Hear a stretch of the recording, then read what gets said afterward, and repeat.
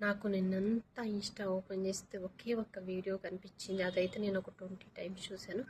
చాలా అంటే చాలా బాధగా అనిపించింది. ఒక ఊర్లో వాళ్ళిద్దరూ అది స్టాండ్ ఉంటది కదా! ఇనుప స్టాండ్ అని లాక్కొని వస్తుంటే కరెంట్ వైర్లు తగిలి అసలు ఇద్దరు అక్కడికక్కడే చనిపోయారు. అది చూసిన తర్వాత నాకైతే ఎంత బాధగా అనిపించిందో. ఎంత హై వోల్టేజ్ వచ్చుంటే వాళ్ళు అట్లా మంటలొస్తున్నాయి. అసలు వితిన్ సెకండ్స్‌లోనే వాళ్ళు నడుచుకుంటూ వచ్చారు.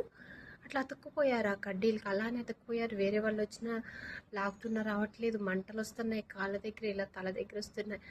చాలాసేపు అట్లనే మంటలాగా వచ్చేసి కొంచెం బాడీ కూడా బర్న్ అయినట్టుంది, కాలిపోయినట్టుంది. ఆ వీడియోలో చూసినంత వరకు అయితే ఆ సీసీ ఫుటేజ్లో నాకు అది చూసిన తర్వాత చాలా చాలా బాధగా అనిపించింది.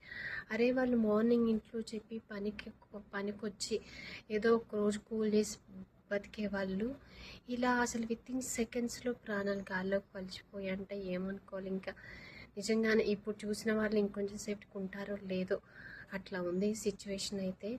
ఇంకా దాని గురించి అయితే మనం ఏం చేయలేం, కానీ దానికి నేను కనెక్ట్ అయ్యాను. ఎందుకంటే మా నాన్నమ్మ కూడా అలానే పక్కింటికి ఇలా వెళ్ళి అనుకోకుండా వెళ్ళేసి ఆ కరెంట్ తీగ ఇట్లా టచ్ అయింది. వితిన్ సెకండ్స్లో తను కూడా ఇలా చనిపోయారు. నాకు అది చూస్తే చాలా బాధ అనిపిస్తుంది.